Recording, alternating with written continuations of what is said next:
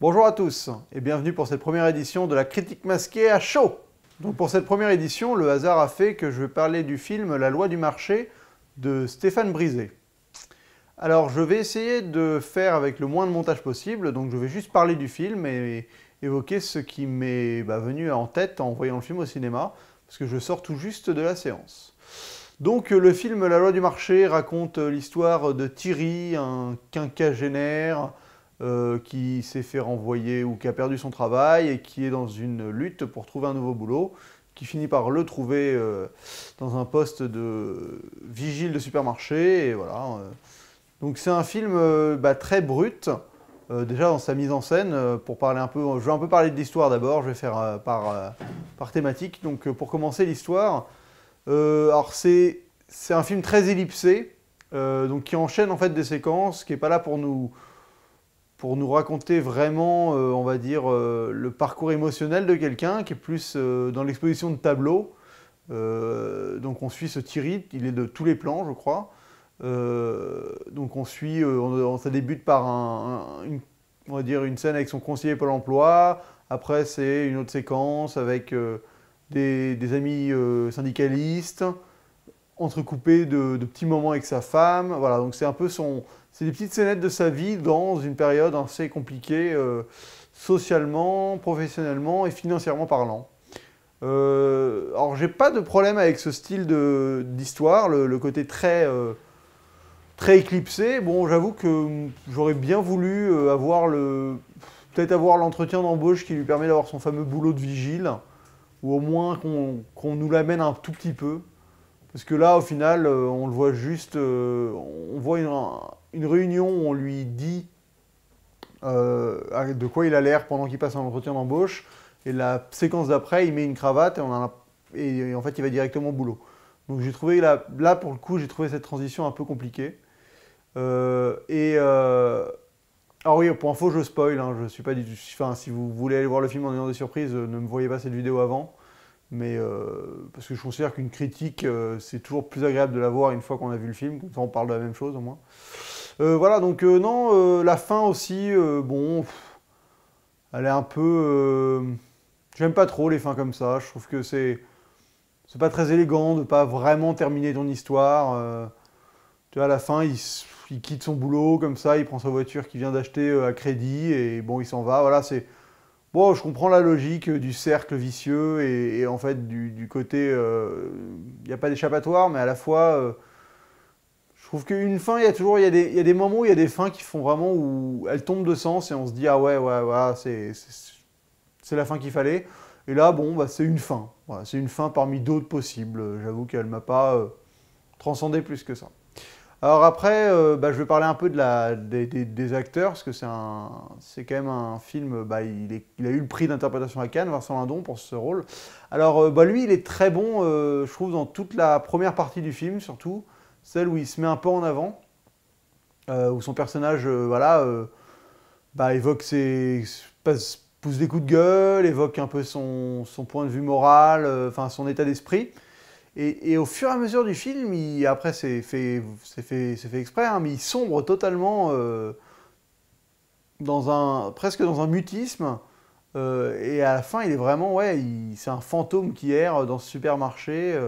Il- on sent il est totalement mécanique. Alors après, je parle du personnage, le rôle, enfin l'incarnation est vraiment belle. Je trouve qu'il y a un côté brut. C'est vrai que il a une gueule qui finit par être ravagée, quoi. On a un côté, il fait déprimer, quoi. Rien qu'à voir sa tête, on est déprimé pour lui.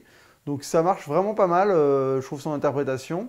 Alors après, par contre, donc il est dit, j'ai pas fait plus de recherches que ça, mais j'ai entendu dire que les gens qui l'entouraient, c'était pas des acteurs professionnels, c'était des comédiens amateurs qui en fait ont le rôle qu'ils jouent dans la vraie vie. Donc par exemple la banquière, c'est une vraie banquière, le conseiller Pôle emploi, un vrai conseiller.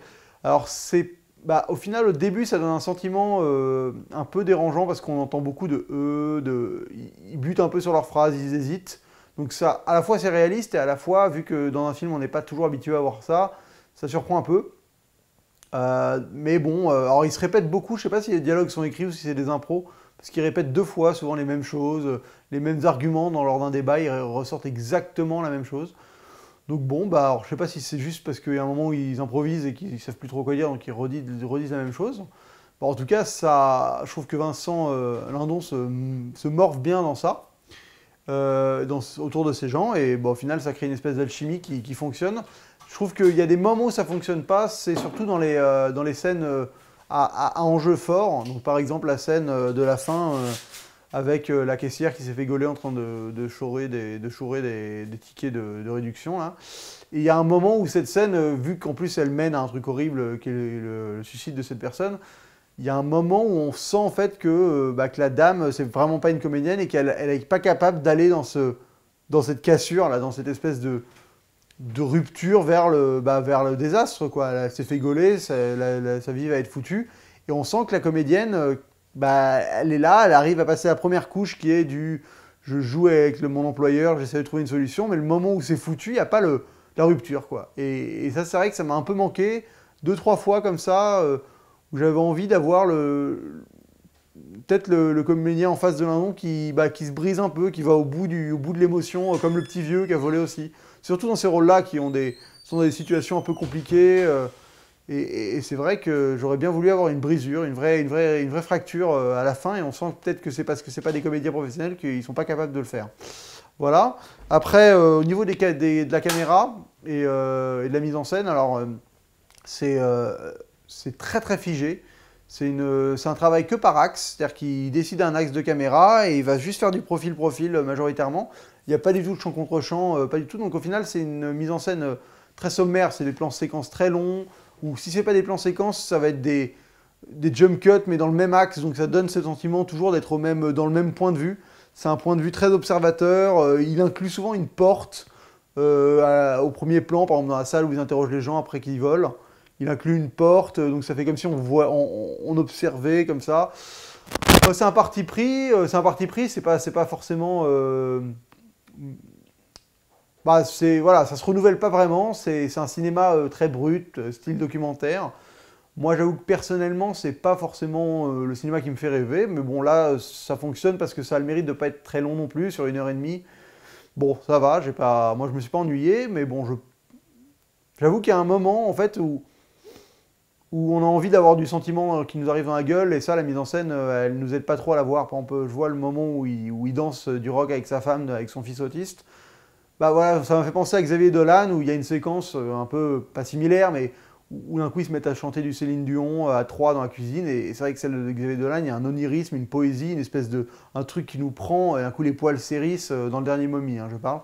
Et là, ça aurait pu être une séquence comme ça, mais vu qu'elle n'est pas du tout sublimée par quoi que ce soit, elle est toujours filmée de la même manière, bon, bah on est là, on observe, et à la fin on n'est pas dedans. Bon, bah, c'est peut-être voulu, mais je trouve que autant dans les scènes professionnelles, ça apporte un truc, le côté documentaire, autant dans les scènes personnelles, après ça aurait peut-être fait une trop grosse rupture, mais je trouve ça dommage de pas réussir à sublimer cette intimité, cet esprit le peu de bonheur que le film peut apporter, je trouve qu'il n'arrive pas à nous l'apporter de manière extrêmement charnelle, quoi. On aurait pu avoir un truc un peu plus possédé à ce niveau-là dans les séquences personnelles. Après aussi, il se permet de beaucoup filmer de dos, Lindon. Au bout d'un moment, il est beaucoup en 3/4. Bon, les scènes sont un peu longues.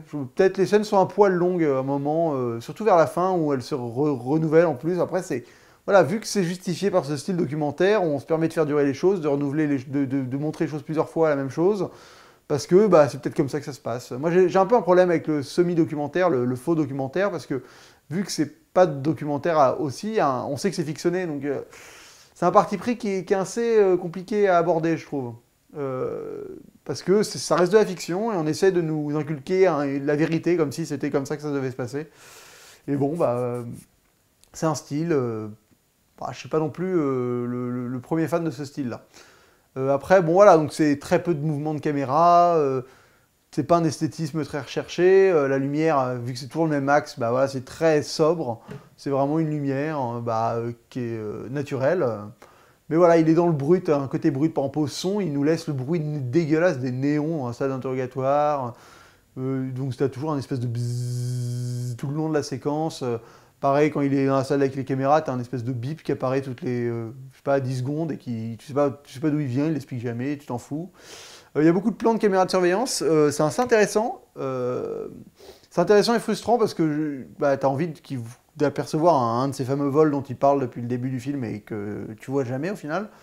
Mais ils font qu'en parler, donc c'est toujours bizarre. Voilà, c'est ce refus d'être dans la vraie narration, d'être dans le plaisir d'offrir au spectateur ce qu'il a envie de voir aussi. Il a envie de voir un mec chourer un truc et il le voit jamais. Par contre, tu vois des gens conchourer, on te dit oui, on a la vidéo, mais alors que le personnage l'a vu en vidéo, mais toi, t'as pas eu le droit de le voir. Donc c'est un peu bizarre de procéder comme ça. Je trouve ça un poil trop brut, un poil trop. Des fois, il faut aussi accepter de faire plaisir au spectateur, de lui montrer ce qu'il a envie de voir, et là, bah, t'es pas toujours servi, quoi.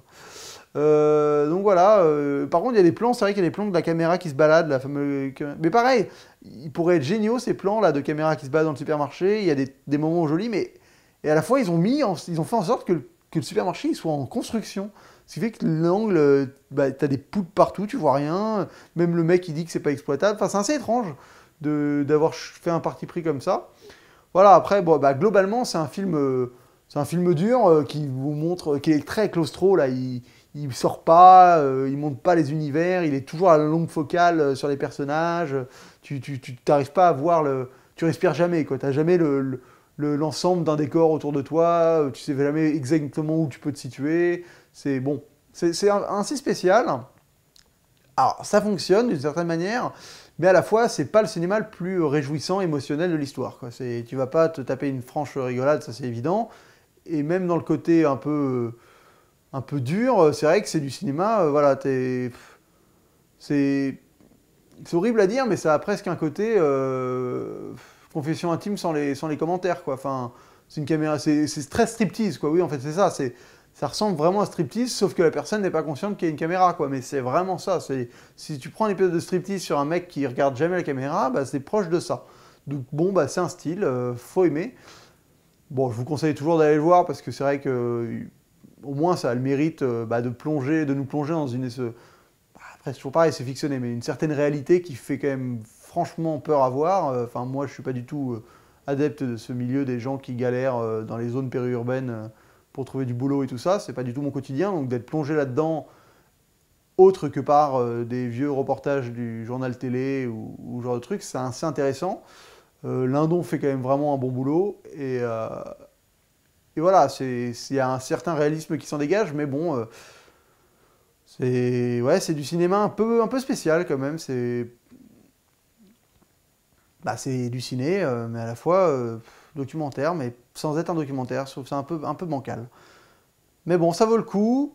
Allez le voir. Parce que de toute façon, vous vous ferez une idée, mais de toute façon, je pense que vous l'avez déjà vu si vous regardez cette vidéo jusque-là. Oui, alors il y a des petits trucs qui m'ont troublé.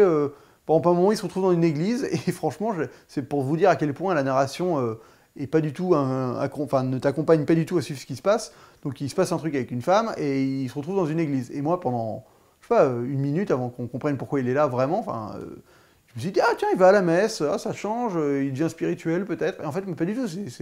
On vient de t'expliquer qu'une fille vient de se suicider, et c'est évident que c'est son enterrement, mais les séquences s'enchaînent tellement pas avec du lien que même sur le moment, j'ai mis du temps à faire le lien avec la scène juste avant. Parce qu'il nous avait jamais demandé de le faire. Il passait d'une scène à l'autre sans qu'on ait besoin de savoir ce qui se soit passé avant, réellement. Donc c'est pour ça, c'est... D'un coup, vu que d'un coup une vraie narration s'est instaurée, j'étais perturbé, en fait, je me rendais plus compte de ce qui se passait. Je me suis rendu compte que ça, j'étais là à regarder des tableaux s'enchaîner, et c'est un peu le sentiment que ça m'a fait sur la globalité. Voilà, ce sera tout pour la loi du marché. Allez le voir, mettez en commentaire si vous n'êtes pas d'accord avec des choses que j'ai dites. Je me rôde, hein, c'est ma première fois comme ça, j'imagine que je vais devenir de plus en plus précis au fur et à mesure des vidéos. Bon, en tout cas, portez-vous bien, et d'ici la prochaine, bonne toile.